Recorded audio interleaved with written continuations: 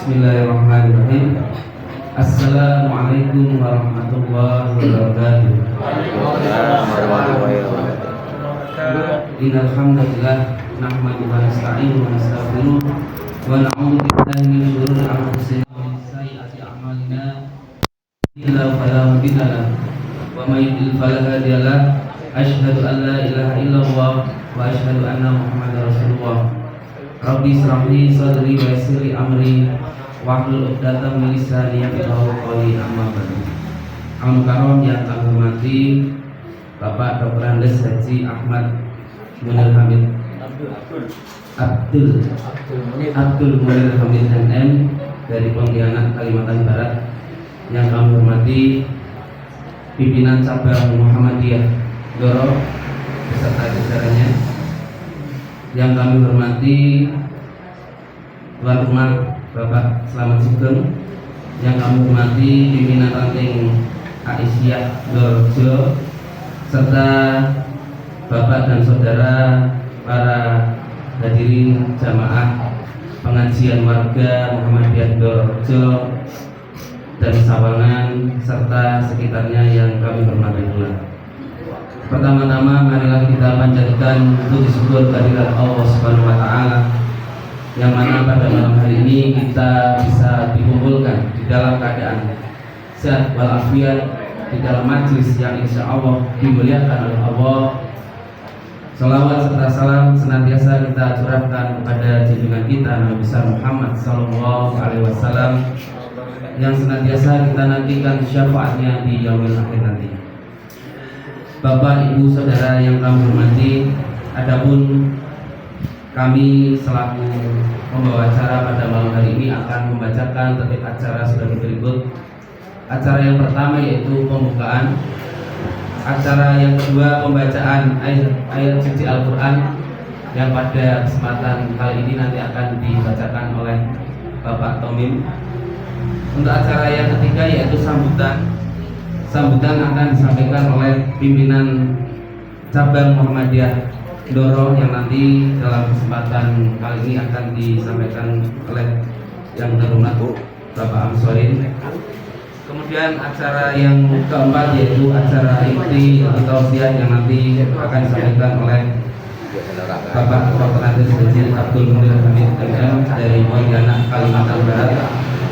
Sekaligus nanti dilanjutkan dengan sesi tanya jawab lain-lain dan dilanjutkan dengan doa penutup dan acara yang terakhir yaitu penutup.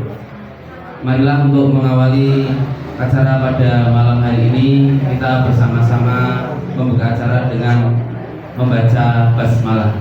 Bismillahirrahmanirrahim. Mudah-mudahan dengan bacaan basmalah bisa mengantarkan sehingga kegiatan pada malam hari ini, kegiatan musyawarah pengajian warga Muhammadiyah Ranting Dorjo dan Sawangan dapat berjalan dengan baik dan lancar. Untuk acara yang selanjutnya yaitu pembacaan ayat suci Al-Quran, yang akan dibacakan oleh Bapak Tomim. Kepada Bapak Tomim kami silakan. Gus Dur. Oke. Iya. Assalamualaikum warahmatullahi wabarakatuh. Waalaikumsalam. Sambung hubungi. A'udzu billahi minasy syaithanir rajim.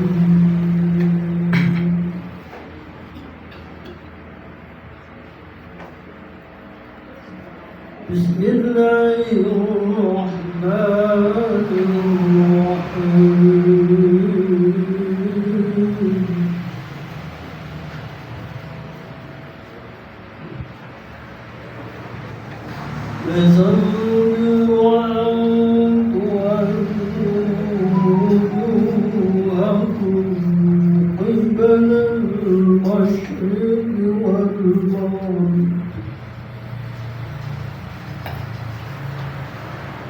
قبل المشرق والمغرب ولكن من آمن بالله واليوم الآخر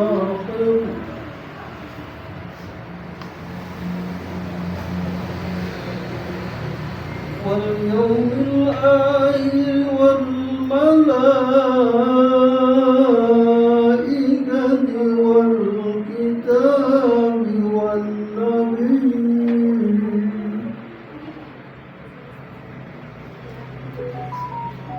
وآتى المال على حبه ذوي القربى واليتامى والمساكين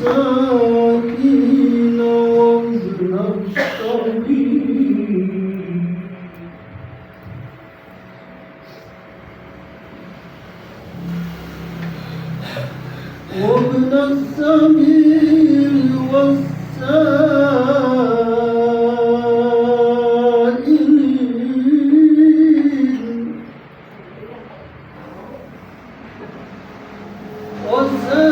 والسائلين بالبأساء والضراء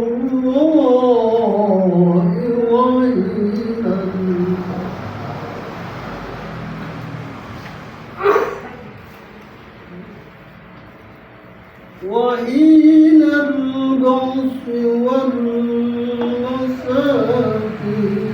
وابن السبيل والسائلين وفي الرقاب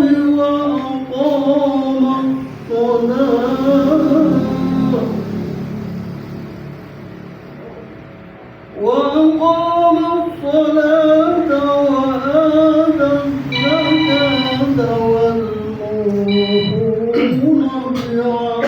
بعهدهم إذا عاهدوا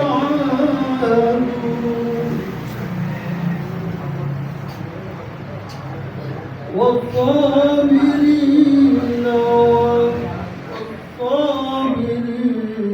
في البأساء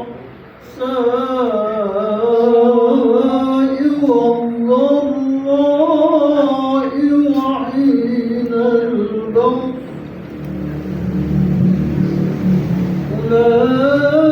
أولئك الذين صدقوا وأولئك هم المتقون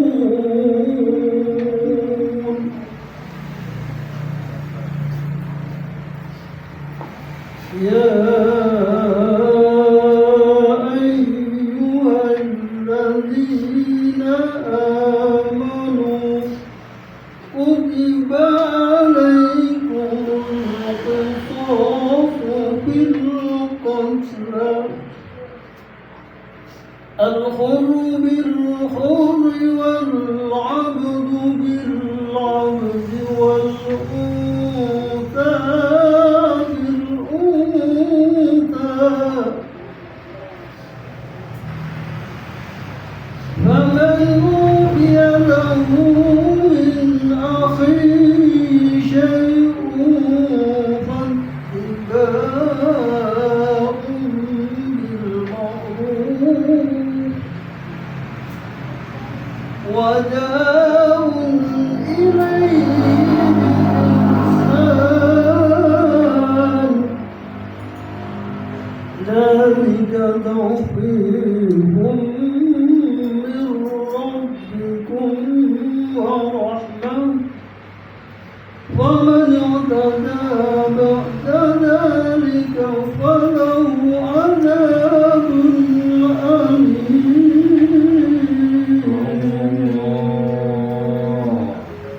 صدق الله العظيم. السلام عليكم ورحمة الله وبركاته. Sadaqallahul-Azim. Terima kasih kepada Bapak Tommy yang telah membacakan ayat suci Al-Quran. Semoga yang membaca maupun yang mendengarkan mendapatkan limpahan pahala dari Allah SWT. Dr. Andes Haji Abdul Munir Hamid, Magister Manajemen beserta rombongan Bapak Ustadz Haris Harahap yang jauh-jauh dari Kalimantan Barat nih, yang telah hadir di tengah-tengah kita. Mudah-mudahan senantiasa diberikan kesehatan, diberikan nikmat yang lain tentunya, sehingga bisa terus berjuang di jalan Allah. Yang saya hormati kan kami pimpinan cabang Muhammadiyah Doro yang berkenan hadir di malam hari ini. Kemudian yang saya hormati pimpinan ranting Muhammadiyah dan pimpinan ranting Aisyah Dororejo yang saya hormati. Tak lupa Sohibul Bait Bapak Selamat Sugeng serta keluarga yang saya hormati, yang malam hari ini berkenan menyelenggarakan atau ditempati sebagai tuan rumah pelaksanaan taklim jawara.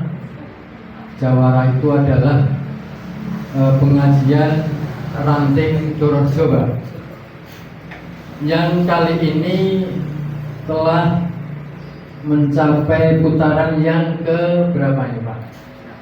5 ya? Kurang lebih Sekian 5 kalinya. ya? 8. Ke-8. Alhamdulillah. Angkatan baru. Dan tentunya kepada hadirin hadirat yang saya tidak bisa sebut namanya satu persatu, yang senantiasa mudah-mudahan selalu dan diberkahi dan dirahmati oleh Allah Subhanahu wa taala. Marilah tak hentinya kita di setiap kesempatan, apalagi di kesempatan yang sangat baik ini, kita selalu memanjatkan puji syukur atas kehadirat Allah Subhanahu wa taala, tentunya atas limpahan rahmat, taufik, hidayah, inayahnya. Maka pada malam hari ini kita diperkenankan oleh Allah Subhanahu wa taala untuk berkumpul, bersimpuh, berkhidmat di rumahnya Bapak Selamat Sugeng, tentunya dalam keadaan sehat walafiat. Ini indikasinya kita masih diberikan kesempatan hadir di insya Allah sehat. Oleh karenanya nikmat sehat dan nikmat sempat ini marilah kita manfaatkan, kita upayakan dengan semaksimal mungkin untuk selalu memperbaiki keimanan kita, ketakwaan kita, sehingga ibadah kita semakin meningkat kualitasnya, sehingga kita harapannya tidak menjadi hamba yang merugi. Sholawat serta salam tetap kita curahkan, kita limpahkan kepada junjungan kita Nabi Muhammad Sallallahu Alaihi Wasallam serta keluarga, para sahabat, para tabi'in, para tabi'in, para pengikutnya, termasuk mudah-mudahan kita sekalian di Doro ini harapannya untuk selalu istiqomah di dalam menjalankan apa yang beliau sampaikan, baik melalui Al-Quran maupun As-Sunnahnya, sehingga kita mengharap untuk mendapatkan pertolongan di Yaumul Ba'ats atau Yaumul Hisab nanti tidak malu, karena kita sudah berupaya keras untuk bisa mewujudkan atau menegakkan baik melalui Al-Quran maupun As-Sunnahnya dengan baik, sehingga kita menjadi hamba yang selamat di dunia wal akhirah. Amin. Allahumma amin. Bapak Ibu hadirin yang saya hormati, pada kesempatan yang baik ini, yang pertama saya menyampaikan selamat datang ahlan wa sahlan kepada beliau Bapak Dr. Andes Haji Abdul Munir Hamid, Magister Manajemen, dan rombongan yang hari ini telah menyempatkan waktunya jauh-jauh dari Kalimantan untuk berbagi ilmu kepada kita semua, terutama jamaah Muhammadiyah Doro yang tentunya masih jauh di dalam kapasitasnya belajar menggali dan mempelajari apa yang terkandung di dalam Al-Quran maupun As-Sunnah. Sehingga pada kesempatan ini saya menyampaikan terima kasih. Mudah-mudahan kehadiran panjenengan ini bisa memberikan pencerahan bagi kami, bermanfaat pada umat terutama warga Muhammadiyah di Doro. Kemudian Bapak Ibu yang saya hormati, saya juga menyampaikan terima kasih dan merasa berbangga hati, bersenang hati karena Muhammadiyah di ranting Dororejo ini sama berkolaborasi dengan Aisyahnya telah menunjukkan pilihannya terus beristiqomah di dalam gerakannya, yakni terus menyelenggarakan kegiatan taklim walaupun ini volumenya masih sebulan sekali, namun ini patut kita syukuri. Alhamdulillah, ini juga wahana yang baik, sarana yang baik untuk saling bersilaturahmi, mempererat persaudaraan khususnya di warga Muhammadiyah dan jamaah pada umumnya. Ini terbukti sehingga potensi warga atau jamaah Muhammadiyah di Dororejo ini semakin ngeremboko, semakin berkembang karena saling mengenal bahwa Muhammadiyah di Dororejo ternyata ada dan ada gerakannya. Mudah-mudahan ke depan terus berupaya sehingga keberadaan Muhammadiyah di Dororejo ini diterima kehadirannya oleh masyarakat Dororejo, dan lebih dari itu tentunya membawa manfaat baik untuk jamaah warga Muhammadiyah dan terutama umat Islam. Amin, Allahumma amin. Yang terakhir, beberapa hari ini suasana atau cuaca di Doro ini Pak, perlu kami sampaikan, biasanya sejuk Pak. Entah beberapa saat ini belakang ini terasa panas. Ini barangkali karena musim kemarau ya, sejatinya ini bulan Oktober ini masih kemarau. Namun demikian seiring dengan eskalasi politik barangkali ini di Kabupaten Pekalongan, bahkan serentak di seluruh wilayah Indonesia yang menyelenggarakan pemilu kada serentak ini sedikit banyak membawa pengaruh tensi politik ini di Kabupaten Pekalongan khususnya. Untuk warga Muhammadiyah tentu hal ini tidak menjadi asing atau sudah dewasa sebenarnya. Warga Muhammadiyah sangat cerdas, sangat bijaksana, apalagi di tahun ini baik di tingkat kabupaten, kota, ini Muhammadiyah tidak mengusung kadernya menjadi calon bupati atau wakil bupati, wali kota maupun wakil wali kota. Oleh karenanya pesan kami, tetap panjenengan sebagai warga negara yang baik tetap menggunakan hak pilihnya dengan baik, datang di TPS nanti tanggal 27 November ya.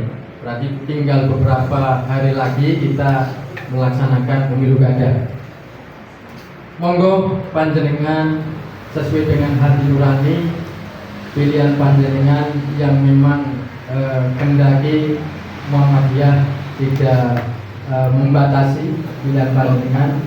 Kalau itu memang baik sesuai dengan pilihan panjenengan dan memang bisa mampu membawa perubahan arah baik, terutama keberpihakannya kepada umat Islam dan Kabupaten Pekalongan khususnya, monggo panjenengan pilih, sehingga harapan kami pelaksanaan pemilu kada kali ini tetap terjaga kondisi yang aman, nyaman, kondusif, sehingga proses pemilu kada ini berjalan dengan lancar.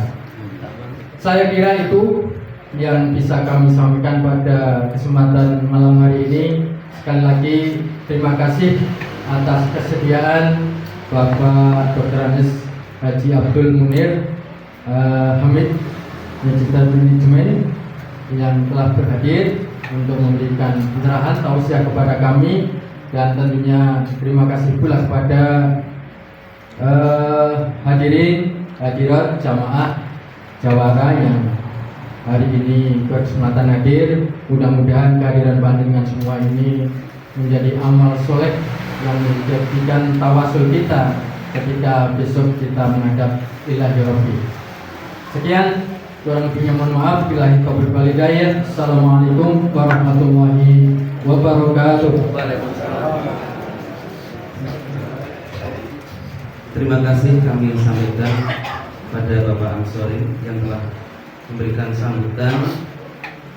Sambutan beliau sangat menggugah dan memberikan semangat kepada kita, khususnya warga Muhammadiyah di Desa Andorejo dan Sawangan.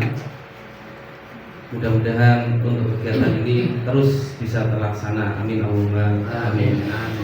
Tibalah pada acara inti, yaitu tausiah yang akan disampaikan oleh Pemukaron yang terhormat Bapak Dr. Andes Haji Abdul Munir Hamid, Magister Manajemen. Pada beliau waktu kami silakan. Bismillahirrahmanirrahim. Assalamualaikum warahmatullahi wabarakatuh. Alhamdulillahilladzi arsala rasulahu bil huda wa dinil haqq liyudhhirahu 'alad dini kullihi wa kafaa billahi shahida. Asyhadu an la ilaha illallah wa asyhadu anna Muhammadan 'abduhu wa rasuluh alladzi la nabiyya ba'dahu. Qala Allah Ta'ala fi kitabihil karim, a'udzu billahi minasy syaithanir rajim. Kuntum khayra ummatin ukhrijat lin-nas ta'muruna bil ma'ruf wa tanhauna 'anil munkar wa tu'minuna billah, ila akhir ayat. Qala Allah Ta'ala aidan, a'udzu billahi minasy syaithanir rajim, wa ma arsalnaka illa rahmatan lil 'alamin, ila akhir ayat surat Al-Baqarah. Sama sekali mari kita menjadikan puji syukur kehadirat Allah Subhanahu wa Ta'ala, karena hanya dengan izinnya malam hari ini tanggal 10 Rabiul Akhir kita dapat bersama-sama menghadiri majelis pengajian warga Muhammadiyah cabang Duro. Salam dan salam mari kita sampaikan pada junjungan kita Nabi besar Muhammad sallallahu alaihi wasallam, pada keluarga serta para sahabatnya, sebagai limpah pada kita sekalian, para alim yang saya muliakan, Bapak Ibu seluruh pengurus dan warga Muhammadiyah cabang Duro, begitu juga dengan pengurus dan warga Aisyah cabang Duro, Bapak Selamat Sugeng bagi tuan rumah dalam hari ini, para hadirin hadirat terus, dan berarti warga laki-laki perempuan, tapi hadirin itu yang hadir di dalam dan hadir out, Ada dua. Oke. In or out. In out. Sebelum saya lanjutkan, Bapak, saya datang ke sini tidak sendiri. Saya bersama istri, tapi karena kurang sehat, perut. Kemudian Pak Haris Harahap ini juga bersama istri. Kemudian ada satu mantan kepala dinas perindustrian perdagangan Kalimantan Barat, Ibu Dr. Anda Hajah Ida Kartika MSI, ada di dalam Ibu Ida. Tapi sekarang sedang mukim di Yogyakarta karena sudah pensiun. Dulu di Kalimantan Barat juga beliau sebagai ketua wanita Islam. Dia ketua WI. Bapak Ibu hadirin yang berbahagia, hari ini kita merasakan bahwa menjadi orang Islam sepertinya kita selalu terpojokkan. Padahal negeri ini dihuni oleh mayoritas umat Islam.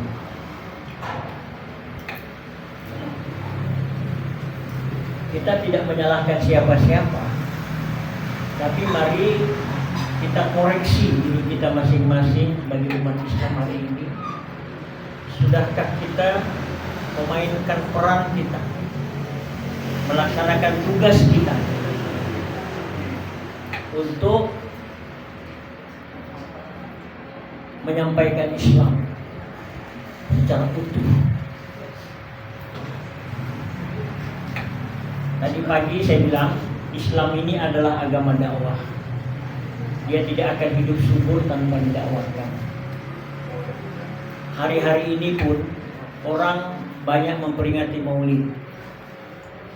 Tapi berapa banyak orang yang bisa mengambil hikmah dari peringatan hari-hari besar Islam, terutama di sekitar kehidupan Muhammad Rasulullah SAW. Untuk apa kita peringati kalau hanya sekedar kita hanya berpoya-poya, menghabiskan uang, sementara kita tidak banyak mendapat hikmah dari acara. Padahal dalam Al-Quran Allah sudah sebutkan pada diri Rasulullah itu ada contoh teladan yang baik.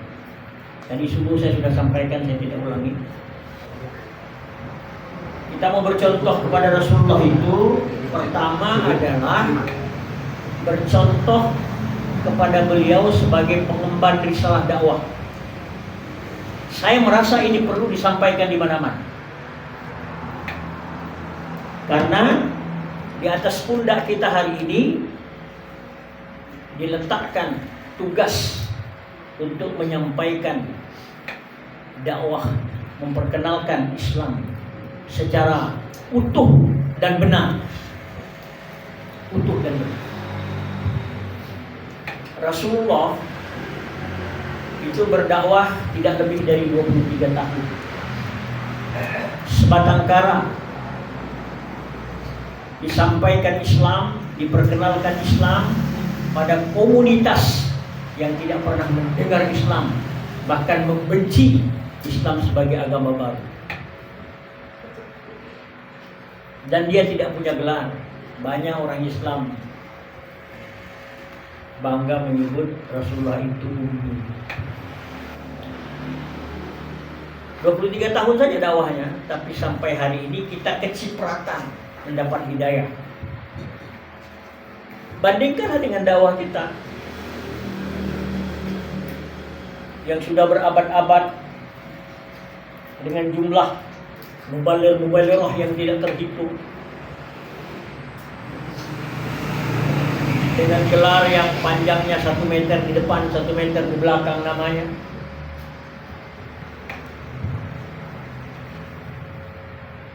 Lalu bagaimana produktivitas dakwah kita?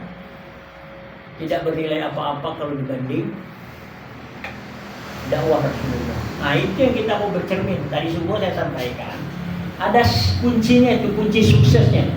Mengapa spektakuler dakwahnya? Pertama, beliau menyampaikan Islam itu yang original, yang murni, tidak dicampur adukkan dengan akal pikirannya. Kalau kita hari ini kan ditanya, oh menurut saya, menurut pikiran saya, menurut pendapat saya, Rasulullah tidak. Apa yang dia katakan wahyu. Dia menyampaikan original dari Allah. Itu kunci pertama. Yang pertama, kredibilitas, karakter, kepribadian yang memang menopang untuk tugas itu. Sekalipun berita yang kita bawa itu benar, tapi kalau pembawa beritanya tidak kredibel, orang tidak akan percaya. Yang ketiga adalah metode dakwah. Dia bagi kurun waktunya dalam 2 periode Mekkah dan periode Madinah. Pada periode Mekkah 13 tahun lebih lama, hanya meletakkan satu saja rukun Islam, syahadatain. Tapi pada periode yang pendek, Madinah, tidak sampai 10 tahun, meletakkan 4 rukun Islam, beres semua, lalu Islam jaya di awal-awal abad ke-7, ke-8. Hari ini Bapak Ibu sekalian, peradaban dunia ini, peradaban dunia sekarang, kalaulah tidak ada Islam, kita belum tahu apakah ada peradaban seperti itu. Nanti kita akan lihat. Oleh karena itu, menjadi tugas kita untuk menyampaikan Islam secara benar. Bapak Ibu, hari ini banyak kita mengenal Islam, kita mempraktekkan Islam itu dari satu sisi saja. Saya ambil contoh, Pak. Islam ini ibarat mata uang, 2 sisi mata uang. 2 sisi mata uang. Saya tanya sama Bapak Ibu, seandainya uang ini, Pak, satu sisinya rusak, sebelah sisinya ini rusak, Ibu lihat ya, sebelah ini rusak, ini bagus. Saya mau tanya sama Bapak Ibu, kira-kira uang ini laku apa tidak? Tidak laku, tidak laku ya. Tapi bisa nggak dipakai bertransaksi? Tidak laku, tapi bisa pakai transaksi? Bisa. Nah, kan rusaknya sebelah sini, kita lipat begini, Pak. Nah, lipat begini. Mas, bakso mas, bayar. Pas. Tunjukkan sisi bagusnya saja. Besoknya dibuka, apalagi orangnya kabur-kabur ya. Ah, penipu itu. Nah, itu kita menunjukkan Islam hanya satu sisi hari ini. Kalau begitu ada Islam baru? Tidak. Islam itu seperti yang diajarkan malaikat Jibril kepada Muhammad Rasulullah. Mahwal Islam. Warga Muhammadiyah tak perlu ceramah yang lebih tahu. Islam itu kau mengucapkan asyhadu an la ilaha illallah wa asyhadu anna Muhammadar Rasulullah, salat, zakat, puasa dan seterusnya. Islam itu. Dari rukun Islam yang diajarkan malaikat Jibril melalui Muhammad itu, kita bisa lihat bahwa Islam itu dalam 2 sisi. Satu, Islam dalam artian terbatas, khusus terbatas. Itulah yang kita praktekkan hari ini. Kita sholat, kita puasa, kita zakat, kita haji. Itu yang mahdahnya. Kemudian kita tambah lagi, ada yang di luar ibadah mahdah, ghairu mahdah. Bahkan ada kelompok tertentu yang membuat amalan-amalan yang tidak pernah dicontohkan oleh Rasul.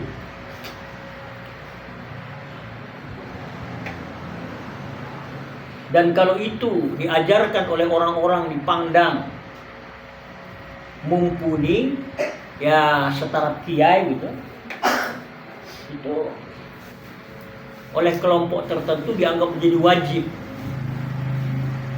Kalau tidak dijalankan, dia merasa bahwa dia belum Islam. Dan itulah Islam dalam artian yang khusus. Islam dan arti khusus ini itu membuat ibadah makna. Tetapi ada, dari situ kita bisa uraikan bahwa Islam itu juga ada sisi universalnya. Ada sisi universal. Al-Quran menyebut wa ma arsalnaka illa rahmatan lil alamin. Tidak aku utus engkau Muhammad kecuali menjadi rahmat. Kalau menjadi rahmat bagi seluruh alam, pemahaman kita, Bapak Ibu, pemahaman kita, bisa nggak Islam ini menjadi rahmat atau ada kecipratan nilai positif kepada orang di luar Islam? Ada nggak? Ada, karena ini rahmatan lil alamin. Ada. Hanya orang tidak sadar. Saya kasih contoh sebentar, Pak. Setelah kita bersyahadat, jadi Rasulullah tadi memperkenalkan Islam pertama bersyahadat. Tadi subuh saya sampaikan. Syahadat ini adalah akidah. Dicuci dulu, jiwa manusia yang kotor dicuci dulu, bersih. Ada penuh dengan kemusyrikan. Setelah bersih baru diisi. Suruh sholat, suruh zakat, suruh puasa, suruh haji. Bersihkan dulu. Makanya kalau orang datang mau masuk Islam, kan kita syahadatkan. Bukan kita suruh, ayo wudhu dulu ikut saya sholat. Enggak, syahadatkan. Mengapa? Mengapa syahadat? Nanti kita sampaikan kalau waktu cukup. Yang kedua, kalau kita sholat di kelompok tertentu, biasa zikirnya bilang begini, Abdul zikri fa'alam annahu la ilaha illallah. Dari mana itu cerita itu? Nanti kita lihat. Apa hubungan dengan syahadat? Nah, setelah dibersihkan dia baru. Nah, 4 rukun di dalam rukun Islam yang 5 itu, tadi kan ini akidah ya kan. 4 rukun ini membuat ibadah. Semua ibadah-ibadah di dalam Islam itu, ibadah-ibadah mahdah, itu mengandung nilai-nilai kemaslahatan bagi semua manusia. Ini yang tidak dipahami dan ini tidak diperkenalkan. Jangan kita bilang hari ini kita sholatnya untuk kita. Tidak. Paling tidak ada doa kita kepada alam semesta ini, kepada penduduk ini. Paling tidak ada doa. Mari kita lihat sebentar. Satu saja saya katakan. Sholat, Pak. Sholat rukun kauli yang pertama. Apa rukun kauli yang pertama? Apa Pak Ibu rukun kauli yang pertama dalam sholat? Takbiratul ihram. Allahu Akbar. Kalau kita tidak takbiratul ihram, tidak sholat. Ulama mengatakan takbiratul ihram haram kita mengingat dunia ini, tapi sangat berat begitu. Takbiratul ihram, kita berkata Allahu Akbar. Allah yang maha besar itu adalah Allah yang kita tidak bisa membayangkan bagaimana besarnya Allah itu. Tak bisa dibandingkan, Pak. Kebesaran Allah dengan alam semesta tak bisa dibandingkan. Jadi kalau ada waktu kita bicara juga. Tidak ada arti apa-apa kita ini, Pak. Setelah kita mengatakan Allahu Akbar, kita pahami bahwa kita ini tidak berarti apa-apa. Jangankan kita, Pak, bumi tidak berarti apa-apa. Ibu, Bapak tahu kira-kira sebesar apa bumi ini? Bumi yang kita diami tahu. Kalau dibanding matahari saja, Berapa bandingan antara matahari dengan bumi? Besar mana Bapak Ibu? Besar? Berapa kali besarnya? Berapa kali besar? Sekian. Insya Allah besarnya matahari, luasnya matahari itu sama dengan 1.200.000 kali bumi. 1.200.000 kali bumi. Apa ya? Lah, matahari yang luasnya 1,2 juta bumi itu dibanding lagi dengan planet lain. Sekarang ditemukan ada namanya supermassive black hole. Pernah dengar? Supermassive black hole.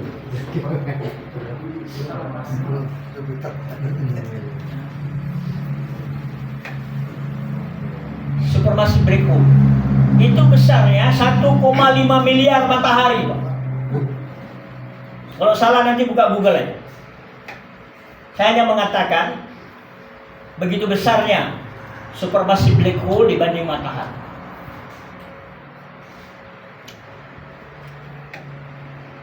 Matahari dibanding bumi. Dalam bumi ada 5 benua, ada Indonesia sih. Jangan sombong kalau punya kekuasaan. Tidak ada arti apa-apa. Itu supermassive black hole baru satu, Pak. Allah ciptakan alam semesta ini, planet seperti bumi ini tidak satu, banyak tidak terhitung. Planet seperti matahari banyak tidak terhitung. Makanya kalau kita baca Quran, ketemu dengan ayat-ayat yang menyebut langit, itu lebih banyak disebut dalam bentuk jamak. Tapi bumi disebut dalam bentuk mufrad. Sabbaha lillahi ma fis samawati wa ma fil ard. Bertasbih apa yang ada di langit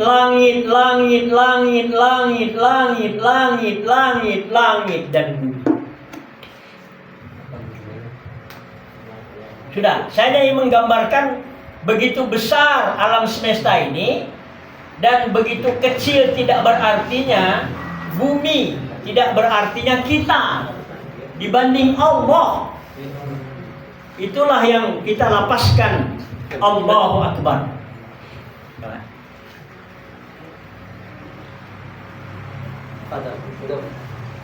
Oke. Satu. Jadi tidak ada arti apa. Kemudian kita lanjut rukun kauli yang kedua dalam sholat apa? Rukun kauli yang kedua membaca Al-Fatihah. Al-Fatihah itu rukun. Kalau tidak dibaca kita tidak sholat. Tidak sholat, tidak dibaca. Al-Fatihah itu Al-Quran. Setelah Al-Fatihah kita disunahkan membaca surah. Boleh nggak?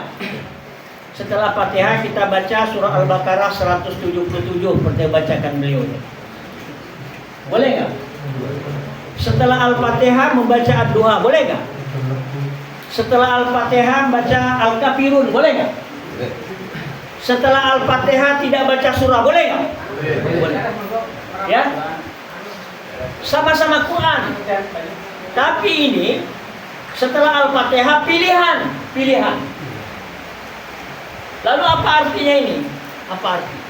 Bapak Ibu, Rasulullah begitu dilantik menjadi rasul, perintah pertamanya itu belajar. Iqra, belajar. Nah, Al-Fatihah itu, nah ini menurut saya saja, kalau salah maafkan. Al-Fatihah itu pandangan saya. Jadi kalau salah ini jangan dipakai. Dia untuk membantu saja. Itu statement perjanjian membaca. Karena sebagai orang Islam kita harus belajar. Berislam ini belajar, jangan ikut-ikutan. Karena memang Rasul kita di baiat, dilantik itu suruh baca. Nah, Al-Fatihah ini membaca. Mari kita baca Al-Fatihah. Bismillahirrahmanirrahim. Dengan nama Allah. Karena memang membaca Iqra bismi rabbika. Bacalah dengan nama Tuhan. Apa yang mau kita baca? Alhamdulillahirabbil alamin. Alam semesta mau dibaca.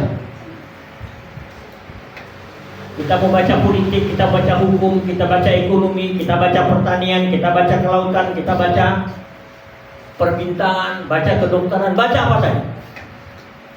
Ada bapak ibu sanggup membaca semua ayat-ayat Allah ini, ayat-ayat kauniyah, ada bisa? Tidak ada. Tidak ada manusia yang sanggup membaca ayat-ayat kauniyah secara keseluruhan. Barangkali inilah pesan yang kita tangkap pada waktu Jibril memerintah Rasulullah, Iqra ma'ana bika. Saya tidak bisa baca. Jangan kita bayangkan tak bisa baca huruf hijaiyah itu. Rasulullah ini manusia sempurna. Dia tidak bisa membaca ayat-ayat. Kalaupun bisa secara parsial saja, atas kasih sayang Allah saja. Di dalam Al-Fatihah ini kita minta jalan yang lurus, jangan sesat, jangan dimurkai. Kemudian setelah kita belajar, ini belajar nih, disuruh belajar sebenarnya, disuruh belajar, kita belajar ilmu, membaca ayat-ayat Allah. Kemudian dari bacaan itu supaya kita tidak sesat, tidak dimurkai. Dah ada perjanjian membaca. Lalu apa yang mau dibaca? Silakan Bapak baca. Ada yang membaca pertanian, ada yang baca politik, ada yang baca hukum, membaca dan seterusnya. Ada seorang hakim, hakim yang Islam. Dia sholat, Allahu Akbar. Dan dia nyatakan bahwa dia pun tidak ada arti apa. Dia pun ada perjanjian belajar, perjanjian membaca. Minta tunjukkan bacaannya ini lurus. Ihdinas siratal mustaqim. Kemudian dalam hidupnya dia membaca ilmu hukum. Dia menggeluti ilmu hukum. Tapi dalam sholat tuh, waktu selesai sholat dia bilang, Assalamualaikum warahmatullahi wabarakatuh. Rukun kauli terakhir dalam sholat. Selamat sejahtera untuk Anda semua. Apa hubungannya dengan sholat kita mulai takbiratul ihram tadi? Baik rukun kauli maupun rukun fi'linya, gerakan maupun qalbinya. Apa hubungannya? Kalau di akhir sholat kita bilang selamat sejahtera kepada Anda. Jadi kalau hakim Islam dia sudah berjanji mau membaca ilmu hukum dengan benar, kemudian dia menjadi hakim, dia menyidang terdakwa, dia baca ilmu hukum dengan benar. Kalau terdakwa memang benar salah, pencuri, perampok, koruptor, penzina, dihukum nggak? Dihukum. Kalau pencuri dihukum, apakah yang selamat cuma orang Islam? Kalau koruptor dihukum, apakah yang selamat cuma orang Islam? Tidak, semua orang selamat. Semua orang selamat. Ada dokter menggeluti kedokterannya, dia baca dengan benar, tidak malpraktek. Kalau dia praktek, apakah yang selamat cuma orang Islam? Itulah Assalamualaikum warahmatullahi wabarakatuh. Saya hakim, sudah baca dengan Assalamualaikum warahmatullahi wabarakatuh. Selamat sejahtera untuk Anda semua, bukannya orang Islam. Tapi kalau ada hakim disalah-salahkan bacaannya, yang benar dia salahkan, yang salah dia benarkan, tunggu murka Allah datang. Kasih tahu Pak, sama semua orang yang tidak Islam hari ini, yang membenci Islam hari ini. Wah, paling tidak dalam sholat kami ada doa untuk saudara. Ini saja satu contohnya, ya. Bapak cari sendiri. Puasa, mana kemaslahatannya? Mana nilai kemaslahatan? Zakat di mana? Haji di mana?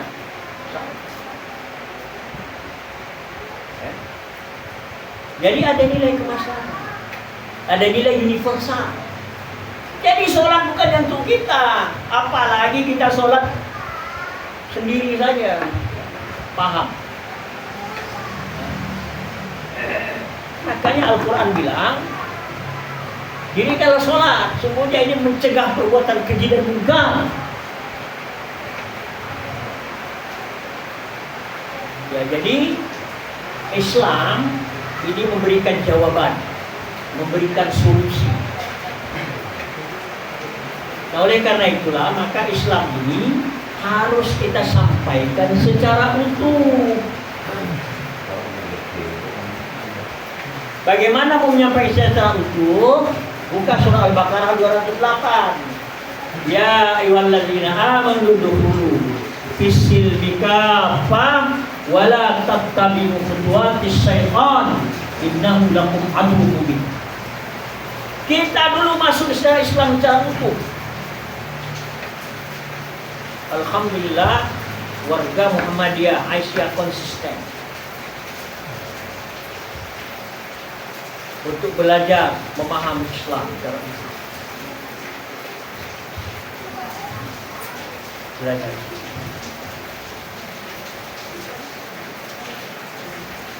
Mencapai kesempurnaan tidak gampang. Tidak ada manusia yang sempurna. Tapi teruslah kita membenahi diri kita. Benar. Pelajari Islam secara utuh.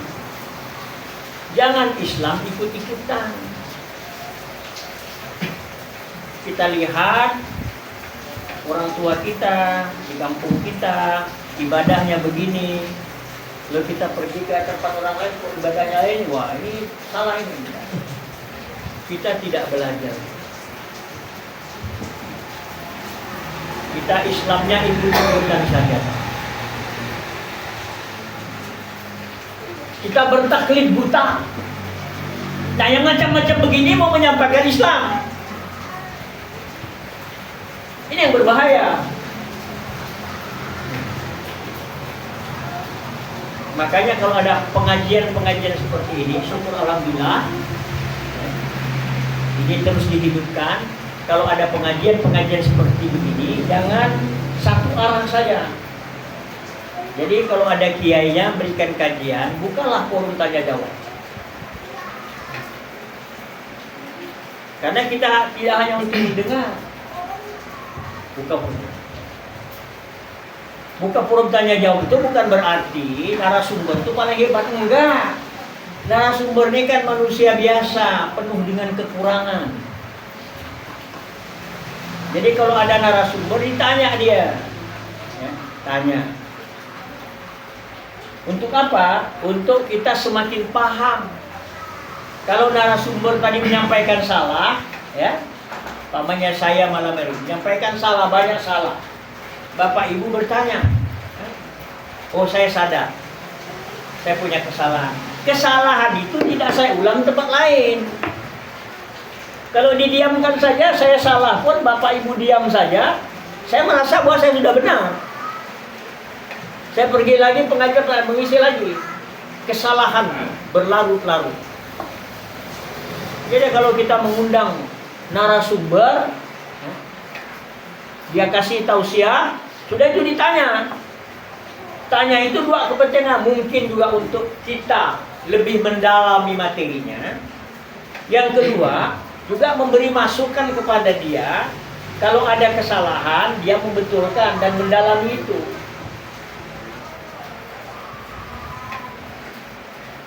Dan bagi narasumber, kalau ditanya nggak perlu takut.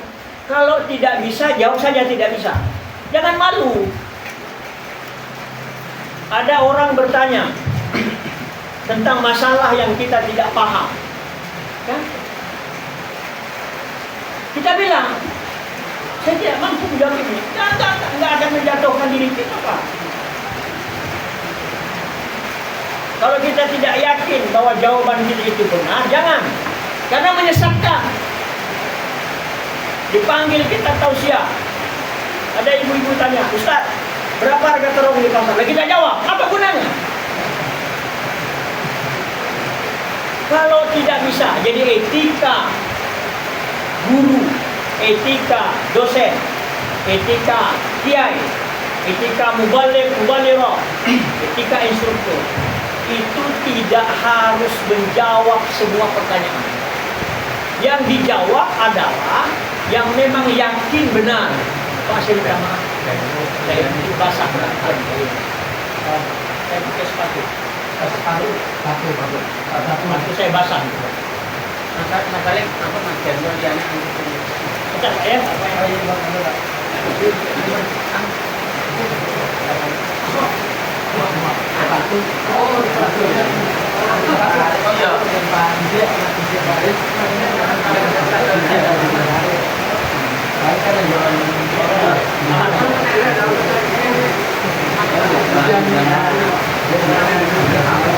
Oke, kasih. Jadi kita boleh tanya jawab. Kalau saya tidak bisa jawab, Bapak pun tidak perlu menertawakan saya. Dan saya, kalau begitu saya belum paham. Insya Allah selanjutnya saya belajar tentang itu. Jadi semakin membetulkan kesalahan-kesalahan kita. Saya berharap warga Muhammadiyah, warga Aisyah dulu pengajian, hidupkan pengajian ini, bukan hanya jawab. Kalau tidak bisa, itu menjadi ajang kita mencari tahu lagi apa itu. Bapak Ibu satu. Yang kedua, saya ingin segera saja menutup ceramah ini. Tadi mengapa orang Islam, orang mau masuk Islam bersyahadat? Kemudian tadi saya pernah bilang, kalaulah tidak ada Islam, kita tidak tahu apakah peradaban dunia hari ini seperti ini. Pertama, syahadah, kesaksian itu sudah.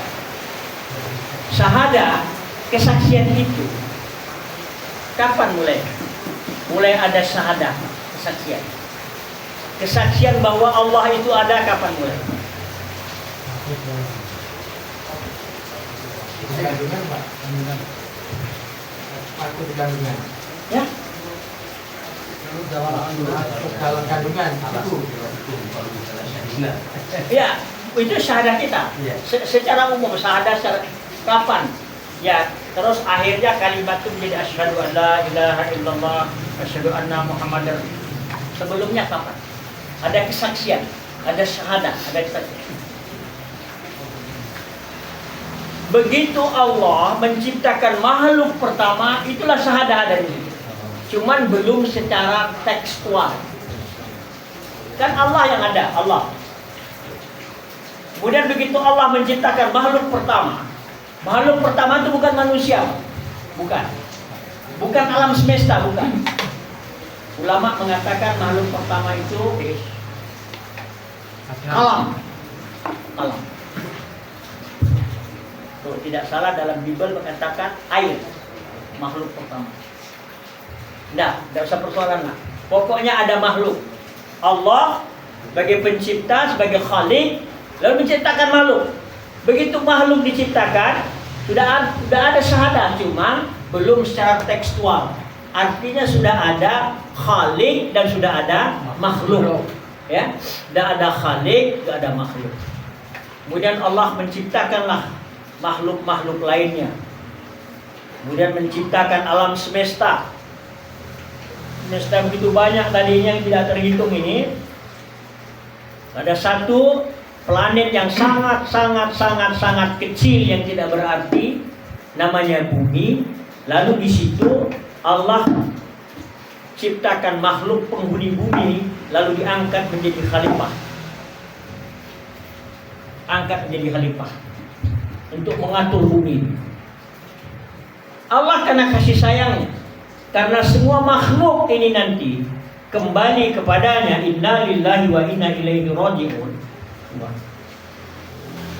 maka penguasa bumi yang diangkat menjadi khalifah ini itu juga diberi arahan bahwa kau nanti ini kembali kepada Allah, kembali kepadaku, makhluk ini. Jatuh bangunlah manusia dengan peradabannya. Dari satu zaman ke zaman lain jatuh bangun peradaban manusia. Allah angkat derajat manusia, tapi mereka sendiri yang karena angkuh, sombong, karena memang sudah janji iblis untuk mempengaruhi manusia ini, melawan Allah manusia. Allah musnahkan, dihukum. Ada yang ditenggelamkan, ada yang disambar pesir, ada yang jadi monyet, macam-macam. Ya, begitu Allah hukum manusia di satu peradaban ini, kemudian Allah utus lagi rasul berikutnya. Terus jalan, disimpangkan lagi manusia, dihukum Allah. Allah kirim lagi rasul berikutnya. Tapi Muhammad ini khatamun nabi, tidak ada rasul lagi. Jadi walaupun manusia kelewat batas hari ini, ada yang melebih-lebihi Fir'aun lagi hari ini, tidak, Allah tidak musnahkan. Yang paling Allah kasih saja peringatan-peringatan keras, seperti bencana, tsunami, gunung meletus, tapi tidak musnah semua manusia. Tidak musnah. Nah, itulah tugas kita. Karena manusia tidak dimusnahkan ini, maka tugas kita ini penyambung tugas Rasulullah. Para ulama ini warasatul anbiya. Kita menyampaikan, jangan terlalu lalu hari ini, sampaikanlah Islam dengan baik. Kalau kita tidak lakukan ini, maka kita salah. Kan kita sudah terima SK. Kuntum khaira ummatin ukhrijat linnas ta'muruna bil ma'ruf wa tanhauna 'anil munkar. Kamu semua adalah sebaik-baiknya umat yang dilahirkan di tengah-tengah umat manusia. Dilahirkan di tengah-tengah Pekalongan ini. Yang di dalam Pekalongan ini masih banyak orang yang belum mendapat hidayah. Yang di Pekalongan ini masih banyak orang mengaku Islam, tapi Islamnya ibarat satu sisi mata uang saja. Ini yang harus kita perkenalkan. Jatuh bangun manusia, sampailah pada Rasul terakhir, baru muncullah syahadat secara tekstual. Asyhadu an la ilaha illallah. Aku bersaksi tidak ada Tuhan selain Allah. Awalnya tadi memang ada Khalik dan makhluk saja. Nah sekarang kita masih menyebut Khalik dan makhluk, yaitu asyhadu an la ilaha illallah, pengakuan kita kepada Khalik, pengakuan kita sebagai makhluk, wa asyhadu anna Muhammadar Rasulullah. Muhammad ini manusia sempurna, tapi dia wafat. Jadi kalau dalam ilmu hitung, syahadat dalam ilmu hitung adalah angka 1 dan angka 0. Allah itu Esa, 1 bernilai tetap ada, makhluk semua bernilai 0. Yang selalu kita bilang Allahu Akbar pada takbiratul ihram, kita bernilai 0. Jadi Allah bernilai 1, makhluk seluruhnya bernilai 0. Syahadat itu asyhadu an la ilaha illallah, Allah bernilai 1. Asyhadu anna Muhammadar Rasulullah, mewakili makhluk, bernilai 0. dalam ilmu hitung itu ada orang matematik kan di sini. Ilmu hitung itu Pak, ya, binary number, binary number, mengenal angka, mengenal lambang, 1 dan 0, 1 dan 0 saja. Ya, biner, 1 dan 0. Itu tidak ada 2, 3 biner, 1 0. Bapak, di dalam Al-Quran disebut bangsa yang paling maju bangsa apa? Bangsa Romawi. Hari ini kan kita pun pakai masih angka Romawi hari ini kan? Bisakah Bapak berhitung angka Romawi itu?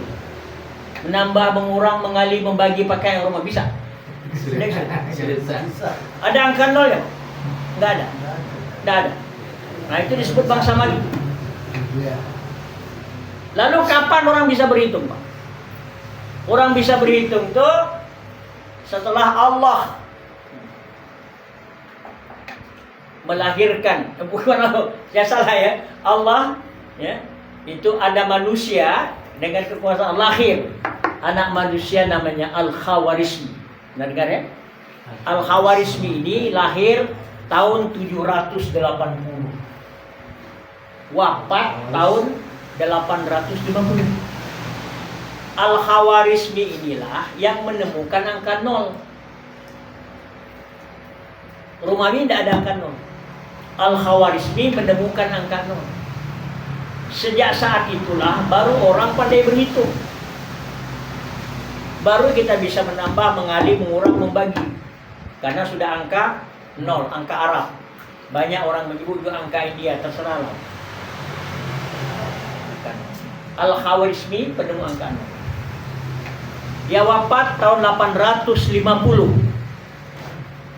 859 berdiri universitas atau perguruan tinggi pertama di atas muka bumi.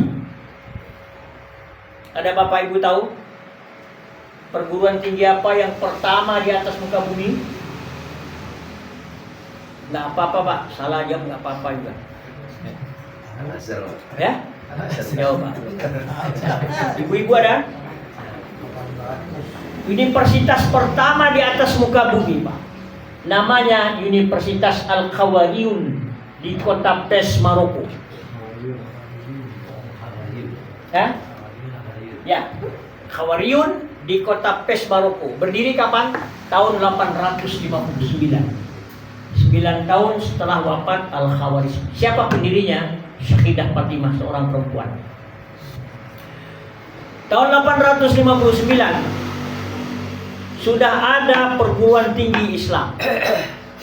Saya tanya, 899 Amerika di mana? Amerika. Yang kita bilang bangsa majuan di mana? Amerika 859, Pak. Belum ditemukan. Amerika belum ada. Belum ditemukan. Eropa kita bilang bangsa pintar. Eropa mayoritas buta. Islam sudah punya perguruan tinggi, Pak. Ilmu hitung ini dikuasai umat Islam. Hari ini mau lihat bukti, Pak. Para ulama kita yang belajar falak, dia bisa menghitung perjalanan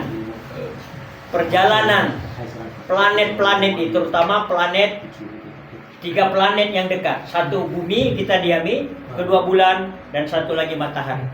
Bapak buka surah Yunus ayat 5. Wallazi ja'ala as-samsa diya'an wal qamara nura wa qaddarahu manazila li ta'lamu adada as-sinina.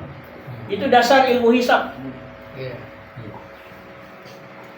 Dijadikan matahari bersinar, bulan bercahaya, diperjalankan pada orbitnya untuk kita bisa menghitung waktu, perjalanan tahun, dan menetapkan waktu. Jadi kalau ada orang bertengkar, mau masuk Ramadan, mau Idul Fitri bertengkar, ya, apa persoalan bertengkarnya itu? Kalau ilmu hisab benar, cuman ada kesepakatan ulama. Ilmu hisab benar, tahu dia bahwa Sekarang posisi bulan sekian derajat. Cuman kalau belum sampai 4 derajat, kesepakatan ulama Asia Tenggara belumlah dihitung 1. Iya. Itulah yang buat perselisihan. Jadi masalah. Nah, tapi banyak orang kita, terutama warga Muhammadiyah, membadarkan hisab. Orang bilang ini berdasar, bukan, sebenarnya bukan soal Muhammadiyah, bukannya itu, enggak. Iya, Pak. Ini ilmu ini. Ini ilmu. Orang NU pun bisa ngitung itu. Bukannya Muhammadiyah, semua juga bisa. Cuman kesepakatan ulama itu mengatakan kalau belum 4 derajat, kita belum mengatakan 1. Itu dia. Nah, jadi ilmu hitung itu ada di umat Islam. Ada nggak kira-kira pastor bisa menghitung? Pernah dengar? Tapi kalau ulama ada. Ulama kita bisa menghitung. Di kampung kami sana namanya Allah Yarham Kiai Haji Abdul Rani Mahmud. Jadwal sholat itu kan ulama menghitung. Ulama. Kenapa kita harus bertengkar? Saya besok, saya lusa, saya besok enggak.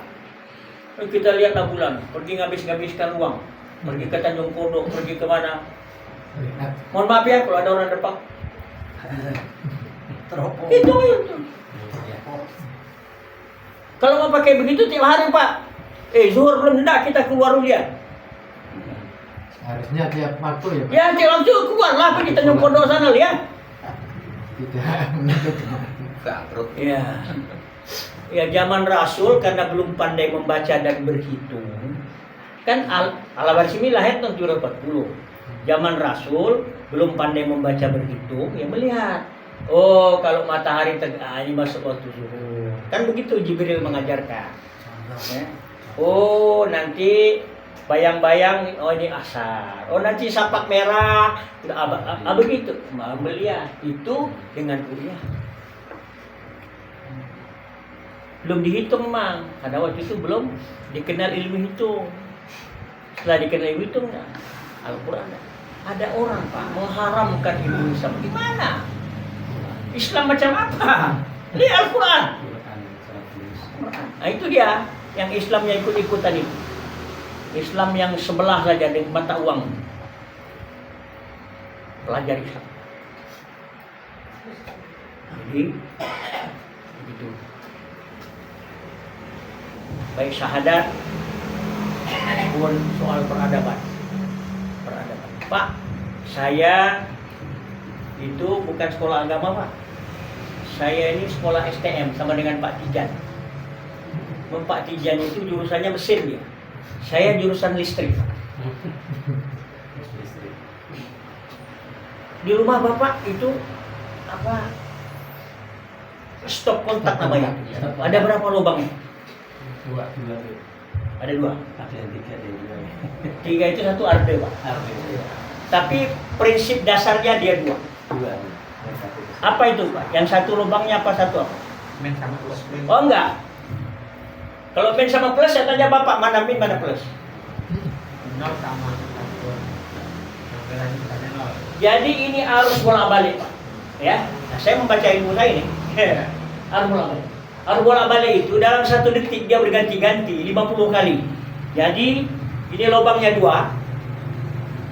Seper 50 detik yang sebelah sini positif, sebelah sini negatif. Kemudian berikutnya per 100 detik berikutnya sini positif, sini negatif. Bisa ke Bapak buat? Tidak bisa. Jadi dia itu berganti-ganti selama 50 kali berganti dalam 1 detik. Karena cepat tidak perlu kita kasih. Itulah namanya arus bolak-balik. Kalau arus searah, dia arus searah itu tegangannya dan tetap. Ini Pak, contoh arus searah ini. Ada orang listrik kan ini? Ini Pak, kita lemparkan ke laut, selam dapat, saya tanya Bapak, mana positif negatif? Mana positif negatif baterai? Iya. Hah? Nah, ini positif. Buangkan lagi, dapat gitu. Tapi kalau tidak bisa. Nggak bisa. Tetapi betul, itu ada positif negatif ada. Yang ada itu Pak, positif negatif ada, tapi dia berganti-ganti. Cuman di lubang yang dua itu ada yang namanya fase dan ada namanya nol.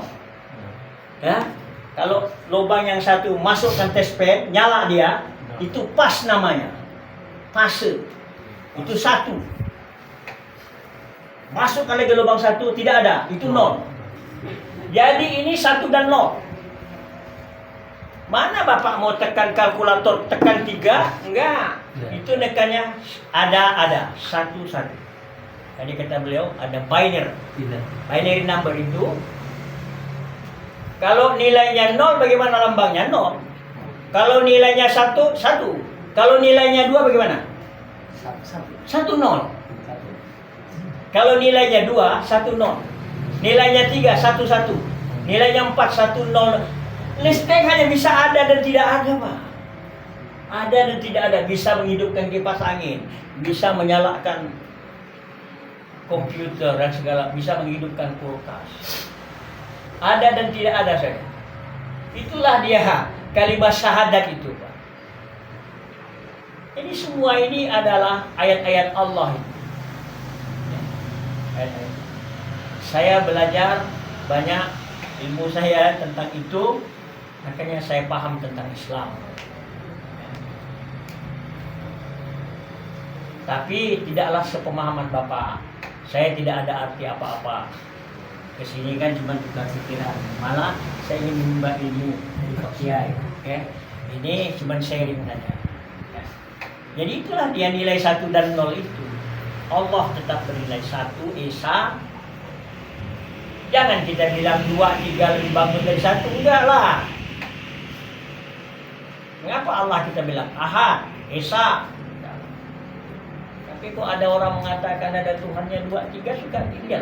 Bukan lebih kuat daripada 1. Enggak. Pemahaman tauhid. Saya kira begitu Pak ya. Sudah terlalu melantur-lantur. Jadi terima kasih banyak dan mohon maaf. Pasti apa yang saya bicarakan penuh dengan kekurangan. Pasti ada kesalahan. Hanya tinggal Bapak Ibu sekalian mendengar dengan jeli apa tidak. Pasti ada kesalahan karena saya manusia biasa. Apalagi saya tidak dipersiapkan menjadi dai. Pasti ada kesalahan. Nah, atas kesalahan-kesalahan saya itu saya mohon maaf yang sebesar-besar. Kalau ada setitik hikmah dari pertemuan ini, itu yang benar semua datang dari Allah. Yang salah datang dari saya, maafkan saya, dan kita boleh buka forum tanya jawab. Saya akhiri dulu. Nasrul minallah fathul karim. Assalamualaikum warahmatullahi wabarakatuh. Waalaikumsalam warahmatullahi wabarakatuh.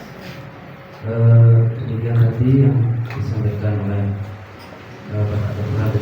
Abdul Muhammad, Magister Manajemen. Untuk selanjutnya, monggo bagi hadirin wal hadirat, kalau ada yang mau ditanyakan, kami batasi hanya 2 penanya saja ya. Karena setelah ini acaranya nanti dilanjutkan ramah tamu. Monggo kalau ada yang mau bertanya, silakan. Monggo Mas Felix mungkin.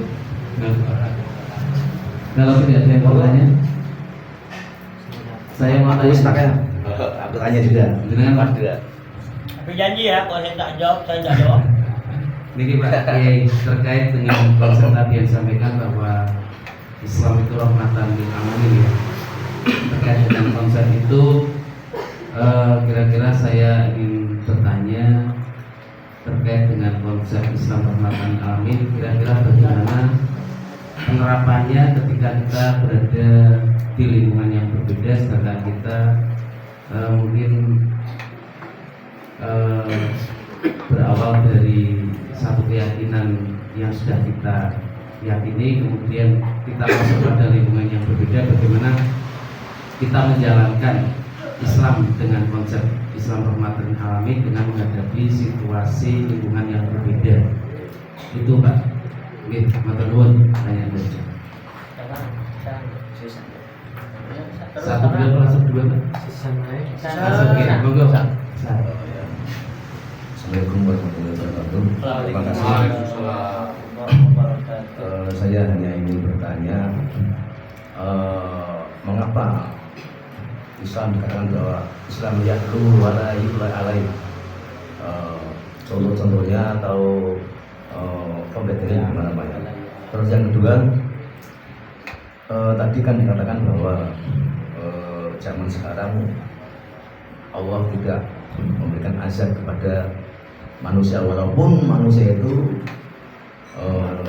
keterlaluan sampai mengaku Tuhan kan. Terus banyak yang bertanya bahwa itu hanya cobaan Pak ya. Tapi kenapa Pak ya? Yang di Aceh banyak orang beriman malah kena tsunami Pak ya. Kemudian di Bali yang banyak orang tahu bahwa Bali adalah tempat orang-orang yang tidak buka aurat ya, malah aman-aman saja. Itu aja Pak. Terima kasih. Wassalamualaikum warahmatullahi wabarakatuh. Waalaikumsalam warahmatullahi wabarakatuh. Yang pertama, bagaimana kita berislam di tengah orang-orang yang berbeda dengan kita. Ya, isyhadu bi anna muslim. Tunjukkan bahwa kita orang Islam. Misalnya waktu sholat, kita sholat, jangan kita hanyut. Ya, kita di tengah-tengah mereka waktu sholat kita tidak sholat.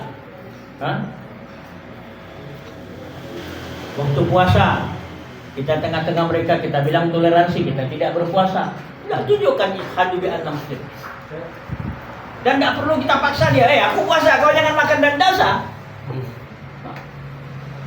Jadi tunjukkan saja.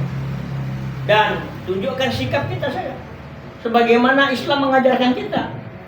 Siapapun dia. Nah, itu kan tentu banyak contoh-contoh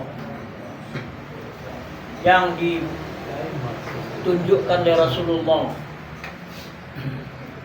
Bagaimana hidup di tengah-tengah. Bahkan orang yang mencaci maki dia tunjukkan sikap Islam. Jadi itu Pak, kita hidup di tengah masyarakat yang tidak seiman dengan kita. Isyhadu bi anna muslim. Jangan sekali-kali kita tinggalkan ajaran Islam, walaupun kita berada di tengah-tengah mereka.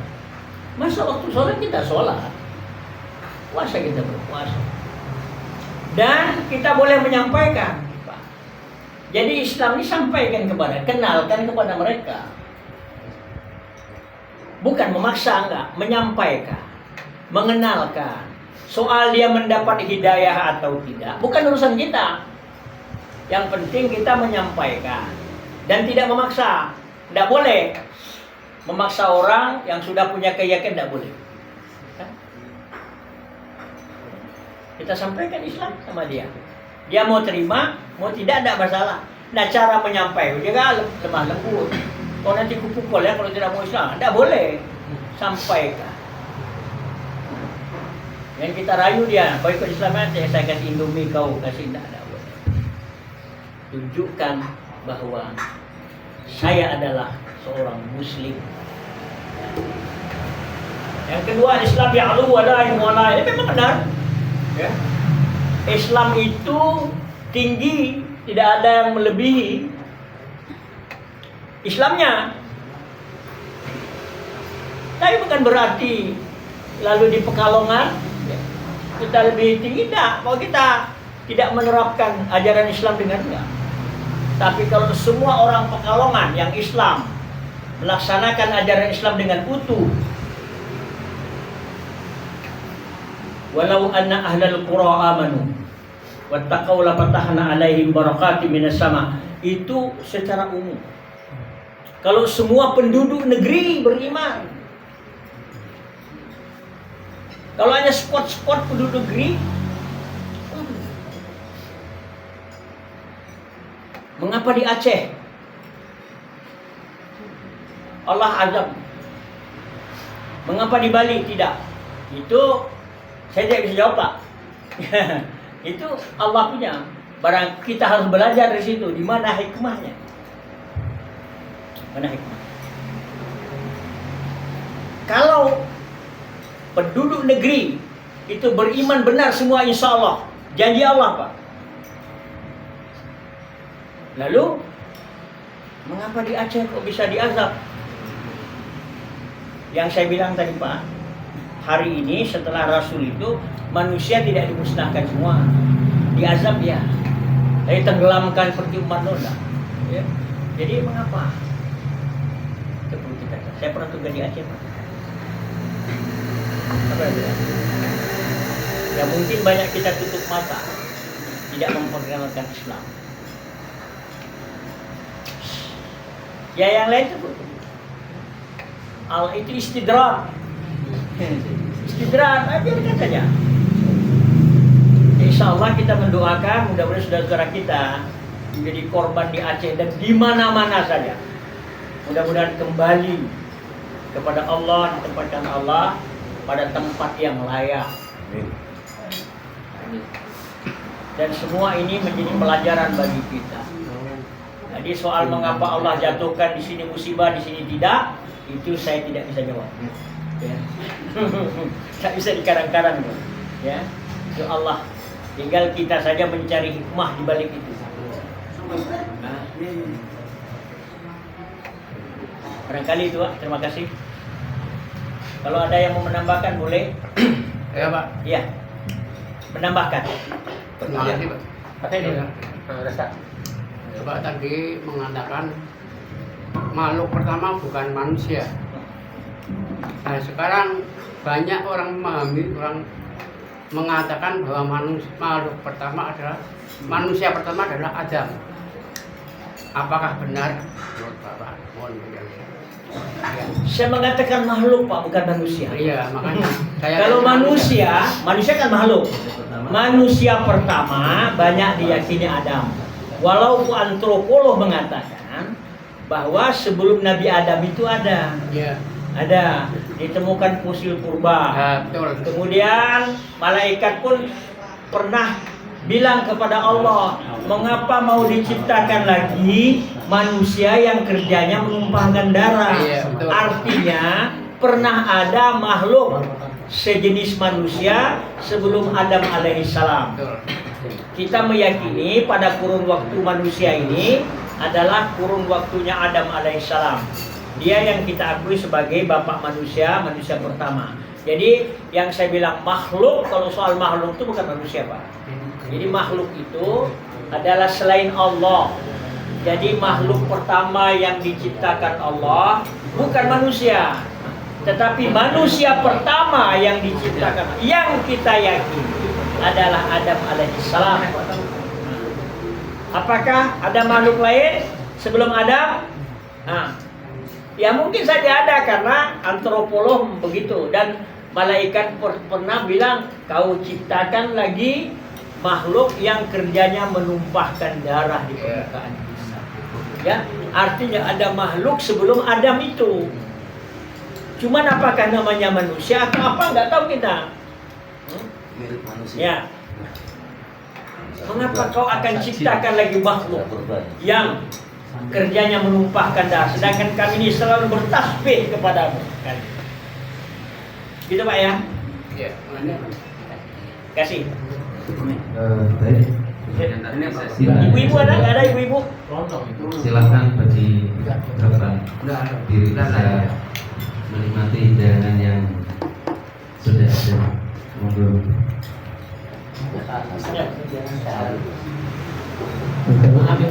Kalau ini pertanyaan